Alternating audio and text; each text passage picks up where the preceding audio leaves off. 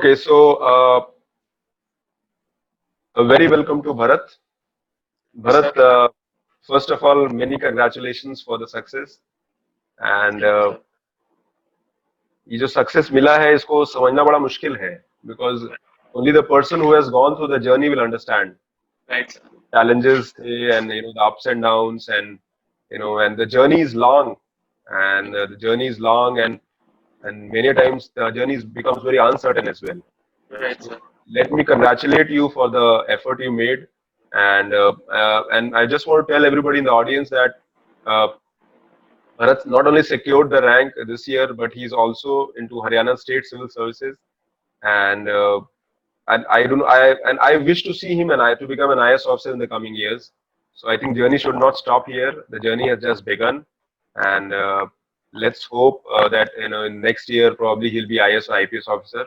Uh, Yes, sir. क्या rank क्या क्या मिलेगा that time will tell, but at this point of time let's congratulate Bharat.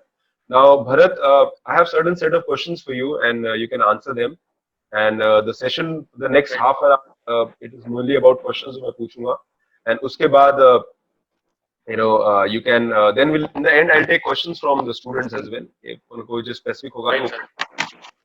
So Bharat, just can you in few minutes just discuss your journey and how you have achieved this? Right, sir. So, sir, I was in IIT KGP, IIT Kharagpur, and I was pursuing my MTech. And I was associated with a couple of NGOs, you may say it. They were teaching abandoned children or the underprivileged children. So I was there for a function on 26th of January. I was there to play guitar on some song. So I met those children, and that day it clicked my mind that why don't I do something for these kids? So I kept going there on functions, and in between also I went there. So I started teaching those kids, and I realized that I need to do something for these kids. So it clicked my mind that I should go in civil services, and somehow I didn't know anything about civil services, and I asked some people that what is civil services and this and that. So I got a lot of information about civil services. Then I joined another organization that was Gopali Youth Welfare Society, and there also the same thing happened. Those were the abandoned children. So I decided like I have to work something for the society and for these children. So at the time, our campus placements were going on, and I decided to not sit on those campus placements, and I asked my parents that I want to pursue my career in civil services. Uh, should I go there? Should I take a chance? So my parents were very happy, and they rather told me that you should go for that, and it's a privilege for us people, children from our family, because I belong to a humble poor family. So they told that it's a good idea that you try in that services. So I started preparing for it. So कितना in कितनी journey है when did you start preparing Bharat, कब start किया था? After my IIT 2014 में मैं pass out हो गया था सर, और उसके बाद मैंने पहला अटेम्प्ट दिया था 2015 में। Okay, okay. तो 2015 का प्री में क्लियर नहीं कर पाया था। I didn't have the right guidance, मुझे पता भी नहीं था, और ऑप्शनल के बारे में भी अनसर्टेनिटी थी। तो 2015 के अटेम्प्ट में फेल हुआ सर। 2016 का अटेम्प्ट दिया, प्री क्वालिफाई किया, but I ended up scoring very low marks in philosophy. The mains, right, right. I scored only 194 marks. Mm-hmm. So mains qualify नहीं हुआ, and after that my father he got cancer. So 2017 जो pre था, so he was suffering from cancer and he died within a year. तो मतलब वो जो एक दो साल का प्रिपरेशन की जर्नी पूरा ब्रेक हो गई थी आई बिलीव. पूरा, yeah, that broke, and since we didn't have any financial backup also, so I decided I'll go back to Bangalore and I'll try private jobs. I went for a month, but I came back. So I think this is inspiring. This I did not know about. हम लोग के discussion में कभी ये चर्चा हुई नहीं थी Bharat. But it is very difficult. It is unimaginable for me as well. कि आप, your father went through this, your family went through this crisis, and you took a break for 2 years, and then you come back after maybe earning a livelihood and doing it. So hats off to you for everything. And I would say that a lot has to do with the family as well. The parent, आपकी Right, mother sir. और बाकी लोगों ने जो support किया, and Right, sir. we got selected for state service also. And right now his Bharat is working in Haryana State Services for students who want to know, and that's so. ठीक है, तो अच्छा एक चीज और है Bharat, there are a lot of misconceptions about preparation, Yes. and एक misconception जो हमेशा जो देखने को मिलता है, and which I always tell student that this exam is very tough exam. So what is your, आपका क्या say है? Is it a tough exam or is it a very different kind of exam? Sir, I'd rather say it's the most easiest exam in the world. But only thing it requires is consistency, hard work, and right guidance. So these are the three things which I have learned from this exam. Since I was not consistent in preparation, so I failed the exam. When I couldn't do the hard work, I failed the exam. When I didn't have the right guidance, I failed the exam. But when I had everything, and see, surely there were some lacks. I was lacking in consistency because of my job and all, but I had the right guidance, and because of that, I was somehow I managed to qualify this exam. So it's an easy exam. Only thing you need is the confidence, right amount of confidence, and right amount of environment. And if you had a good mentorship, you'll definitely crack this exam. With it's a cakewalk for people with all kind of things in right proportion. थोड़ा Hindi English mix करते हैं, there are some Hindi ji student as well, ठीक है? जी sir, जी sir. Okay, and तो जैसा you said it's a easy exam. Now if I have to tell, अगर आपको 4-5 pointers में अगर बताना हो कि preparation में क्या क्या करना चाहिए, तो what would be your pointers? Can you tell the students? तो प्रिपरेशन में सबसे पहले ये 3 स्टेज का एग्जाम है, प्री का, मेंस का और इंटरव्यू का. सो प्री के अंदर आपके पास जो स्टूडेंट्स गलती करते हैं, जो मैं भी करता हूँ, कि हम पढ़ लेते हैं बहुत ज्यादा लेकिन हम प्रैक्टिस नहीं कर पाते. तो एक तो प्रैक्टिस पे ध्यान देना है हमको. प्री के लिए बता रहा हूँ स्पेसिफिकली कि हमको क्वेश्चंस प्रैक्टिस करने हैं, हमको टेस्ट सीरीज लगानी है या फिर हमको क्वेश्चंस प्रिपेयर करने हैं. तो वो क्वेश्चन जो मल्टीपल चॉइस क्वेश्चंस है, उनको अच्छे से प्रिपेयर करने के लिए उनकी बार बार प्रैक्टिस करनी है. और साथ में एक क्वेश्चन पेपर हमने करके छोड़ दिया है, लेकिन उसको रिवाइज करना बहुत जरूरी है ताकि हम दोबारा से जो चीज भूल रहे हैं उनको स्ट्रॉन्ग कर सकें. तो एक तो ये है प्री के लिए. दूसरा मेंस के लिए आंसर राइटिंग प्रैक्टिस बहुत ज्यादा जरूरी है. यही कारण रहा है कि मैं आंसर राइटिंग प्रैक्टिस नहीं कर पाया, तो मेरा हर बार पेपर छूटता है. इस बार भी मैं पेपर 1 में 30 नंबर का छोड़ के आया हूँ, पेपर 2 में 30 नंबर का छोड़ के आया हूँ, क्योंकि मेरे पेपर पूरे नहीं हुए. तो पेपर पूरा करना बहुत जरूरी है. कंटेंट आप कहीं ना कहीं से जुटा लोगे, तो पेपर पूरा करना बहुत जरूरी है. दूसरा, इंटरव्यू में confidence. Interview is all about confidence, because by the time you qualify means you have lot of contents. आपको बहुत ज्यादा चीजें पता हैं, बस आपको कॉन्फिडेंस रहना जरूरी है. आपकी फैब्रिक जो है, मतलब थॉट ऑफ प्रोसेस है, वो सेक्युलर रहना चाहिए और आप कॉन्स्टिट्यूशन के साथ खड़े रहने चाहिए. So it's just a simple thing. आप कॉन्फिडेंटली कुछ भी बोलोगे, दे विल अप्रूव इट. तो ये बेसिक चीजें हैं जो कि हमको गलती नहीं करनी है, जिन जो चीजों पे बेसिकली फंडामेंटली इन चीजों पे बहुत ज्यादा ध्यान देने की जरूरत है हम लोगों को. Okay, okay. So there are, I'll just summarize what Bharat has said. First is that you need to have a preparation strategy for each stage. First stage 1 prelims is all about practice. So it's not only about studying. आपको पढ़ाई करनी है, and you have to try MCQs. You have to try to ensure कि आप जितना आप practice करोगे questions के test series हो सकते हैं, previous year question हो सकते हैं, so that you understand that what is the level of UPSC. अगर UPSC का level का understanding है, आप cut off निकाल पा रहे हैं, तभी एग्जाम निकलेगा. First thing. Second is the prelims is the most toughest part of the examination, because यहाँ कॉम्पिटिशन ज्यादा होता है, तो you can't take this area for granted. Mains is all about good communication skill, good writing skill. So people who can write well, communicate the ideas, अपनी बात आप रख पा रहे हो, अपनी समझ रख पा रहे हो कम लिमिटेड टाइम में, दैट इज द की. अगर आप 9 मिनट में 200 वर्ड्स का आंसर लिख पा रहे हो, if you are able to communicate whatever is going in your head in a very structured and in a cogent way, आप रख पाते हो, तो believe me, you can crack the mains. Personally, from my experience, I've also given 3 UPSC interviews. तो मैंने एक ही चीज देखा है, that it is all about good communication skill in the mains. अगर आपकी writing skill अच्छी है, knowledge कम भी है तो चलेगा, लेकिन अपनी बात भी रख पाओगे तो भी आप सेलेक्ट हो जाओगे. Coming to the third stage. So interview के लिए third stage के लिए भरत ने ये डिस्कस किया कि interview is all about confidence. You know a lot of things. So you can communicate with confidence. अपनी बात आप इंटरव्यू के सामने रख पाते हैं. And if that confidence is also difficult, because कई बार आपको लगता है कि किनके सामने हम बैठे हुए हैं, these are these are people who will decide your future and fortune, so you get under pressure. So these are few things that you need to remember. और ये बातें 99% बच्चे फॉलो नहीं कर पाते, स्पेशली जो प्रीलिम्स निकाल के मेंस नहीं निकाल पाते, वो आंसर राइटिंग प्रैक्टिस नहीं करते हैं, वो ऐसे की प्रैक्टिस नहीं करते हैं. इफ दे प्रैक्टिस रेगुलरली, तो things will change the dynamics. वो सिर्फ किताब खोल के पढ़ने का प्रयास करते हैं, पढ़ने से एग्जाम निकलेगा तो पढ़ना एक पार्ट है, but may be important one, उसके अलावा भी है. अच्छा, एक चीज और, प्रीलिम्स के लिए स्पेसिफिकली अगर मैं sir, I am sorry to interrupt, लेकिन एक चीज मैं, शायद स्टूडेंट्स को नहीं पता, लेकिन मैं जब आपसे मिला था तो हम लोगों को पता है इस बात का, लेकिन मैं स्टूडेंट्स को बताना चाहता हूँ कि जब मैं सर से मिला था इंटरव्यू के लिए और सर के पास आया था, आई was very under confident, because मेरे मेंस दोनों खराब हो गए थे, तो पेपर 1 और पेपर 2 खराब हो गया था, so I was very under confident. मुझे लग नहीं रहा था कि शायद इस बार होगा कि नहीं होगा.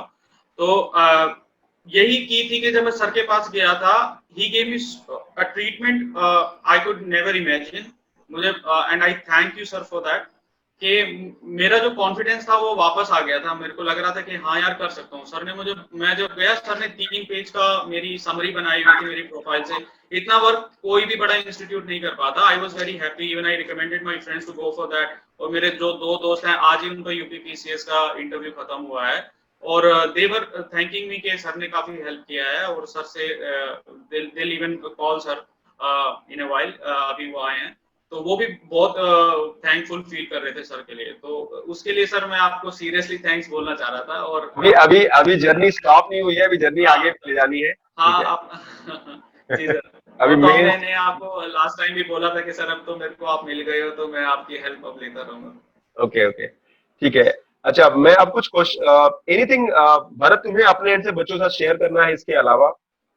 एंड अच्छा, मुझे एक चीज बताओ, how people are treating you आज सिलेक्शन के बाद? लोग कैसे ट्रीट कर रहे हैं, सोसाइटी कैसे ट्रीट कर रहा है? गाइस, मैं आपको एक बात बता देता हूँ कि I have secured 759 rank, but trust me, इस रैंक पे भी मुझे इतना अच्छा ट्रीटमेंट मिल रहा है कि आई हैव नो रिग्रेट्स कि मैंने अपनी 1 लाख का पैकेज जो मुझे मिल सकता था आईआईटी के बाद, वो मैंने छोड़ दिया. 5 साल स्ट्रगल किया, बीच में पापा भी चले गए. मुझे किसी बात का रिग्रेट नहीं है, लेकिन जब मेरे पापा का नाम लेके बोला जाता है कि उसके लड़के ने यूपीएससी क्वालिफाई कर लिया, उसका लड़का यूपीएससी क्रैक कर गया, तो बिलीव मी, जो सेटिस्फेक्शन होती है वो आपको कोई जॉब, कोई एग्जाम नहीं दे सकता जितना सेटिस्फेक्शन आपको यहाँ मिलेगा. और सोसाइटी इतना रिस्पेक्ट से आपको ट्रीट करती है.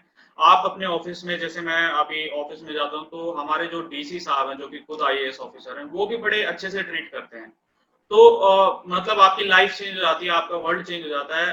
तो मतलब बस ये है कि आपको हार्ड वर्क बस देते रहिएगा. जिस दिन आपका एग्जाम क्लियर होगा, यूल ट्रस्ट मी, आपको ऐसा लगेगा कि आपने सही डिसीजन लिया था. आपका सारा sacrifice, everything is worth it. Good good. अभी हम लोग कुछ क्वेश्चंस लेंगे. Students, you can put your questions. अगर आपके कोई स्पेसिफिक क्वेश्चन है तो वो आप बताइए, और जो है देन उन क्वेश्चंस को लेंगे, and then will close for the day. किसी को भी सवाल है, अपने आप सवाल पूछ सकते हैं. 2-3 सवाल जो बच्चों से आने से पहले ही मैं पूछना चाहता हूँ. भरत, एक तो ऑप्शनल कैसे डिसाइड, आपने कैसे किया, कैसे ऑप्शनल डिसाइड करना चाहिए आपके हिसाब से? ऑप्शनल डिसाइड करने के लिए सबसे पहला फैक्टर ये होना चाहिए कि आपको ऑप्शनल पसंद आ रहा है कि नहीं आ रहा है. ऑप्शनल में कुछ बच्चों की ओरिएंटेशन रहती है कि उनको चीजें याद नहीं होती, तो उनको वो वाला ऑप्शनल ज्यादा पसंद आता है जिसको वो समझ सकते हैं. तो मेरे साथ फिलोसफी में ये प्रॉब्लम थी कि मुझे याद नहीं होता था, लेकिन जब मुझे पता लगा कि फिलोसफी इज लाइक मैथमेटिक्स, कि अगर आपने उसको समझ लिया तो आप उसको जिंदगी भर याद रखेंगे, तो मेरे ऑप्शनल में अच्छे नंबर आने स्टार्ट हो गए. 194 से 267 तक मैं गया, और हो सकता है इस बार शायद और इम्प्रूवमेंट हो, क्योंकि और मेरे इम्प्रूवमेंट हो, बिल्कुल बिल्कुल. इनफैक्ट मेरा जो अपना एक्सपीरियंस है, जो मैंने देखा है कि अगर आप रैंक आपकी आ जाती है तो the chances are very high that आप अगले अटेम्प्ट्स में अपनी रैंक्स इंप्रूव करते हैं. ठीक है, तो कुछ क्वेश्चंस आए हैं, मैं ग्रुप चैट पे मैं भरत आपसे शेयर करूंगा, आप उनका जवाब दीजिएगा. पहला एक विनोद वी है, उनका सवाल है कि how to prepare for prelims और मेंस. ये काफी जेनरिक सवाल है. तो प्रीलिम्स अगर आपको तैयार करना, जैसे मान लीजिए आप जनरल, आपने बताया प्रैक्टिस करना है, बट प्रीलिम्स के लिए अगर आपको बुक्स बतानी हो या मटेरियल बताना हो, तो आप क्या क्या बताएंगे इनको? शॉर्ट में बताइए, और फिर मेंस के बारे में. प्रीलिम्स के लिए कुछ चीजें हैं जो कि मतलब बहुत हेल्प करती हैं, जैसे इनसाइट ऑन इंडिया का एक क्विज आता है, डेली क्विज। तो उसमें डेली 5 क्वेश्चन देते हैं, वो मैं 1.5 साल का क्विज करता हूँ। या तो मैं साथ साथ फॉलो करता हूँ, या 2-3 महीने के बाद एक बार बैठ के पूरा कंप्लीट कर लेता हूँ, या तो एक साथ बैठ के 5-6 दिन में पूरे 1.5 साल का क्विज कंप्लीट कर लेता हूँ। तो एक वो क्विज फॉलो करने से बहुत हेल्प मिलती है। साथ में जीके टुडे के स्टैटिक क्वेश्चंस हैं कुछ, जो कि कई बार फंस जाते हैं क्वेश्चन, तो उस टाइप के क्वेश्चन ना जीके टुडे से स्टैटिक के आप कर लीजिएगा। थोड़े थोड़े क्वेश्चन है वो, मतलब 2-3 दिन में हो जाते हैं। तो वो एनसीईआरटी से बनाए हुए क्वेश्चन है, तो उसमें काफी हेल्प मिलेगी। और उसके साथ आईएएस बाबा का 65 डे प्लान और इनसाइट ऑन इंडिया का 60 डे प्लान है। ये प्लान फ्री के टाइम पे आप फॉलो कर सकते हैं। और करंट अफेयर्स के लिए इसमें एक चीज भारत में इंटरव्यू करूंगा इसमें, पहले बुक्स मुझे बच्चों को बताइए, जो स्टैंडर्ड बुक्स हैं, एनसीईआरटी से क्या रेलेवेंस है पढ़ाई में, तो बता दीजिए पहले। एनसीईआरटी का बहुत रेलेवेंस है पढ़ाई के अंदर। अगर आपको, जैसे कि मैं हिस्ट्री का बताऊंगा, हिस्ट्री का 6th से लेके 12th तक की एनसीईआरटी बहुत इंपॉर्टेंट है, जिसके अंदर 11th और 12th की एनसीईआरटी तो बहुत ही ज्यादा इंपॉर्टेंट है। अर्जुन देव के नाम से आती है एंशिएंट इंडिया की, वो बहुत अच्छी बुक है। उसके अलावा थीम्स इन इंडियन हिस्ट्री के 3 पार्ट्स हैं। वो तीनों बुक से कल्चर के आपके मेंस के क्वेश्चन भी सॉल्व होंगे, आर्ट एंड कल्चर के, और प्री के क्वेश्चन भी आप सॉल्व। क्लास 12 की जो एनसीईआरटी है, थीम्स इन इंडियन हिस्ट्री के नाम से है सर, एक स्पेशल उसकी आती है थीम्स 1 2 3। थीम्स 1 2 3, तो इसमें प्री और मेंस में दोनों में हेल्प मिलती है। और उसके अलावा मॉडर्न इंडिया के लिए 2 बुक हैं, एक बिपिन चंद्रा है और एक स्पेक्ट्रम की राजीव वहीर की। हाँ, ये दोनों बुक्स मैंने पढ़ी हैं सर। और पोस्ट इंडिपेंडेंस के लिए मैंने बिपिन चंद्रा एक बार पढ़ी थी, लेकिन उसके बाद मैंने नहीं पढ़ी है वो बुक। बस 1-2 बार जैसे क्वेश्चन सॉल्व करने के लिए 1-2 बार स्पेसिफिक टॉपिक्स उसके देखे थे। तो ज्योग्राफी, हाँ ठीक है, ज्योग्राफी के लिए क्या स्ट्रेटजी था? ज्योग्राफी के लिए सर एनसीईआरटी मैंने पहले एनसीईआरटी पूरी पढ़ी थी, और उसके बाद एनसीईआरटी में एक स्पेशल चीज है जो जनरली लोग नहीं करते हैं, वो है लैंड्स एंड पीपल करके एक ओल्ड एनसीईआरटी आती थी। वो लैंड्स एंड पीपल अगर पढ़ने के बाद ना, आपके जो क्लाइमेटिक टाइप्स वाले जो क्वेश्चंस होते हैं वो आप बड़ी आसानी से सॉल्व कर लोगे, वो आपको जल्दी समझ में आएंगे। तो मेंस में भी उसका कई बार इम्पैक्ट पड़ता है। और उसके अलावा जीसी लियोंग एक बुक है, जीसी लियोंग, वो पढ़ी थी मैंने, और वो हमेशा पढ़ता हूँ मैं। और ज्योग्राफी के लिए मेन तो यूट्यूब की वीडियोस आप जरूर देखें, अगर आपको कोई भी टॉपिक समझना है, जैसे एमओजे समझना है या आपको साइक्लोन समझना है, तो एक बार उनके डायग्राम्स और वीडियो जरूर देखें, क्योंकि वो मेंस में आपको बनाने भी पड़ेंगे, बहुत हेल्प करते हैं। ठीक है, ठीक। तो डायग्राम्स के थ्रू और मैप्स, जब भी आप ज्योग्राफी के क्वेश्चन सॉल्व करें तो आप ऑक्सफोर्ड या कोई भी जो ओरिएंट लॉन्गमैन है, हाँ, कोई भी जो भी एटलस आप यूज कर रहे हैं, वो एटलस साथ लेके बैठे। और एटलस में जरूर देखें, मतलब एटलस का कोई भी ऐसा पेज ना हो जो आपने देखा ना हो, उसको यूज करने की जरूरत है। साथ में ज्योग्राफी का मेंस के लिए मैप्स बनाना सीख लें। मैं मैप्स बना देता हूँ, इंडिया का भी वर्ल्ड का भी, तो आप इन सब मैप्स को बनाना सीख लें। और सर को भी काफी अच्छा है मैप्स का नॉलेज, तो सर से भी आप मैप्स बनाना सीख सकते हैं। ये भूषण, एक चीज और बताना कि जैसे जब मोटिवेशन बहुत डाउन रहता है, प्रिपरेशन में बड़े फेज होते हैं, ऐसा टाइम आता है जब, अब आ रही है आवाज? हाँ, अब आ रही है। तो प्रिपरेशन में ऐसे फेज आते हैं जब मोटिवेशन डाउन हो जाता है, तो हाउ डू यू मोटिवेट, अपने आप को मोटिवेट कैसे करते थे? सर मेरा फैक्टर थोड़ा दूसरा था। मेरे पास था कि there is no going back, कि मैं अब अपने वापस उसमें प्रोफेशन में चला जाऊंगा, तो मैं शायद उतना अच्छा नहीं कर पाऊंगा। साथ में मुझे अपने माता पिता का सपना भी पूरा करना था, मेरे मम्मी पापा का, वो तो यही सपना लेके चल रहे थे जिसके लिए हम सब कुछ सेक्रीफाइस कर चुके थे। तो there was no going back. तो मेरे को ये लगता था कि अगर मैं कर लूंगा जैसे तैसे करके, तो मेरे माँ बाप का नाम बहुत हो जाएगा। तो आप भी इस चीज को ले सकते हैं कि आपकी फैमिली का नाम बहुत ज्यादा हो जाएगा। और साथ में मेरे को सबसे ज्यादा जो चीज वो करती थी कि मैं उन बच्चों के लिए छोड़ के आया था सब कुछ, कि मुझे उन बच्चों के लिए कुछ करना है, कुछ गरीब सोसाइटी के लिए कुछ करना है। और अब मैं वापस चला जाऊंगा तो मैं तो कुछ नहीं कर पाऊंगा अपनी सैलरी से 4-5। तो ये चीज थी कि जो बार बार मोटिवेट करती रहती थी कि हाँ, उधर के लिए भी कुछ करना है, फैमिली के लिए भी कुछ करना है। See, I always tell students that the drivers of preparation could be multiple. It could be personal, it could be professional, it could be familial, it could be social. So you need to decide what is the main driver of preparation. आपका drive कहाँ से आ रहा है? आप family reason से, socio economic security की वजह से जाना चाहते हैं सर्विस में, या फिर आप एक अपॉर्चुनिटी की तरह देखते हैं, या आप एक प्रोफेशनल जॉब की तरह देखते हैं, या फिर आपको ये लगता है कि मुझे चेंज एजेंट बनना है, सोसाइटी में जाके कुछ करना है लोगों के लिए, तो ड्राइवर कहाँ से आ रहा है, that is important and that should keep you motivated. अगर आपका मोटिवेशन वहां से नहीं आ रहा है, बिकॉज मोटिवेशन एक्सटर्नल बहुत दिन नहीं रह पाएगा, इंटरनल मोटिवेशन ही आप सस्टेन कर पाते हैं। Motivation should be intrinsic. यहाँ कुछ और सवाल है, बाकी तो प्रिपरेशन सब्जेक्ट क्या करना है, क्या करना है, तो प्रीलिम्स और मेंस की जो बुक्स है मैं भारत से पूछ के आप लोग शेयर कर दूंगा, बिकॉज एक एक बुक की बात करना पॉसिबल नहीं है यहाँ पे। इसमें एक एक बच्चे ने सवाल, अजीत ने पूछा है कि ऑप्शनल चेंज किया था या एक ही ऑप्शनल शुरू से ही था? पहले मेरे पास ज्योग्राफी ऑप्शनल था, लेकिन ज्योग्राफी ऑप्शनल में कुछ पार्ट ऐसा था जिसको याद करना पड़ता था, तो एक्चुअली मुझे, हाँ फैक्चुअल, तो मुझे वहां पे दिक्कत आ रही थी, तो फिर मैंने ज्योग्राफी छोड़ दिया था। उसके बाद ओके फिर मैंने ऑप्शनल चेंज किया था, फिलोसफी पे मैं आया। Okay okay okay okay okay, ठीक है ठीक है। एक स्टूडेंट बड़ा इंटरेस्टिंग सवाल पूछ रहा है कि किसी भी topic, whenever you read a topic, how do define a limit beyond which we don't need to read, मतलब आप लिमिट कैसे डिफाइन करते हैं, यहां तक पढ़ना है, इसके आगे नहीं पढ़ना है? देखो, हर जब भी आप कोई टॉपिक पढ़ते हो तो उसकी पीछे बहुत लंबी, मतलब एक कहानी जो होती है, लेकिन आपका रिलेवेंट क्या है आपका टॉपिक। जैसे आप अगर पावर्टी पढ़ रहे हो, तो पावर्टी में आपको पता है कि बहुत सारे फैक्टर्स हैं पावर्टी के, और कुछ डेटा है, तो आपको अगर एक ही पावर्टी से रिलेटेड आपको 20 डेटा पॉइंट्स दे रखे हैं, आप 2 डेटा पॉइंट्स भी अगर कर लोगे तो आपके एग्जाम पर्सपेक्टिव से वो ठीक है, और नॉलेज पर्सपेक्टिव से आप 1-2 पॉइंट और ज्यादा पढ़ सकते हैं। और ये बात हो गई डेटा पॉइंट की। और साथ में जैसे किसी भी टॉपिक को पढ़ने से जब आपको ये लगने लगे कि हाँ ये बात तो मुझे पता है, जब तक वो टॉपिक इंटरेस्टिंग लगता है, जब तक आपको पता है कि ये नया है, आप उसको पढ़ते रहें। लेकिन जब आपको लगे कि हाँ ये चीज तो मुझे पता है, ये बड़ी जेनेरिक है, तो आप उस टॉपिक को वहां पे छोड़ सकते हैं। नोट्स मेकिंग करते थे? जी सर, नोट्स मेकिंग का मेरा ये रहता था कि सर जब भी मैं कोई भी टॉपिक अगर मैं गूगल पे सर्च करता हूँ या यूट्यूब से देखता हूँ, क्योंकि हर बार सारी वेबसाइट को चेक करना पॉसिबल नहीं है, तो इसलिए मैं उनका नोट्स बना लेता था कि तब भी मैं उनको दोबारा रेफर कर सकूँ।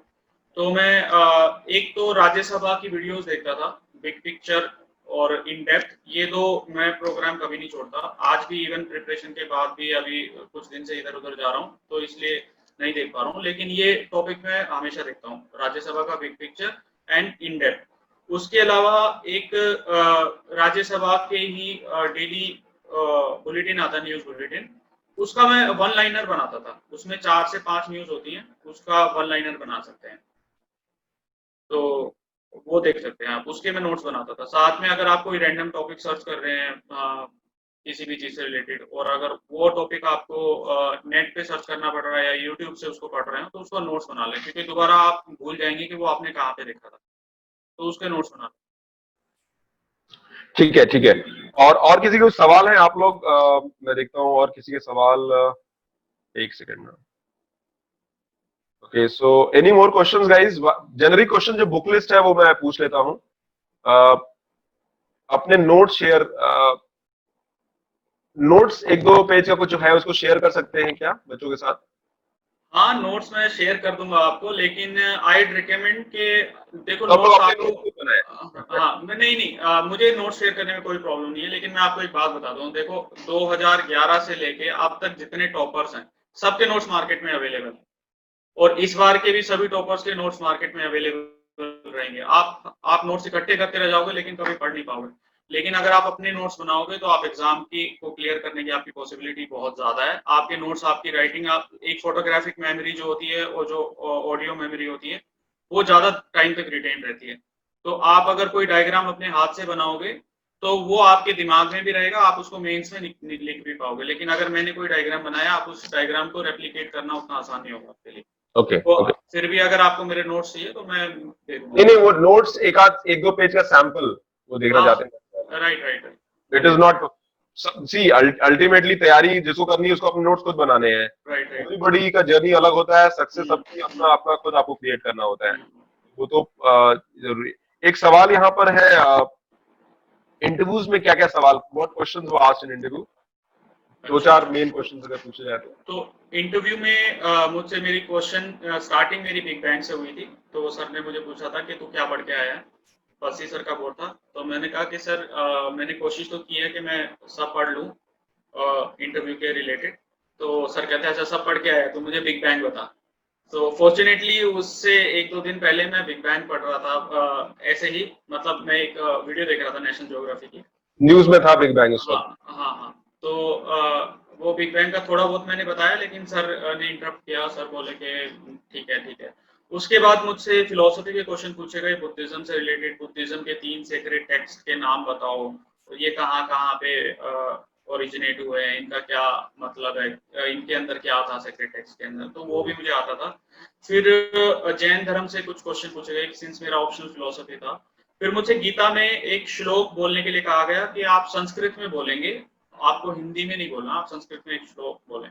तो मैं श्लोक याद नहीं कर पा रहा था गीता का, तो मैंने उनको फ्रैंकली बोल दिया कि सर मैं याद नहीं कर पा रहा हूँ, लेकिन मुझे वो यदा यदा ही धर्मस्य वाला श्लोक थोड़ा थोड़ा मैं बोल पा रहा था। तो वो मैंने बोल दिया था। उसके अलावा सर कहते हैं कि ये तो बड़ा कॉमन है, इसके अलावा कोई और श्लोक बोलो, तो मैं नहीं बोल पाया था। तो उसके बाद मुझसे national information technology, national IT policy है और एक नेशनल इलेक्ट्रॉनिक्स पॉलिसी है 2018 ड्राफ्ट पॉलिसी। तो उसके बारे में पूछा गया मुझसे। फिर मुझसे स्पेसिफिकली सर ने बोला कि आप इनके कुछ स्टैट्स बताएं मुझे।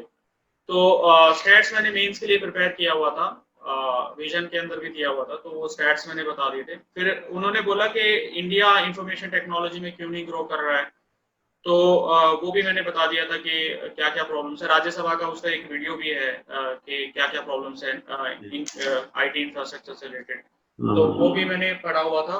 और विच मीन्स पहला इंटरव्यू था वो काफी कुछ करंट बेस्ड था, हाँ, बेसिकली तैयारी current current current based based. काफी रहती है।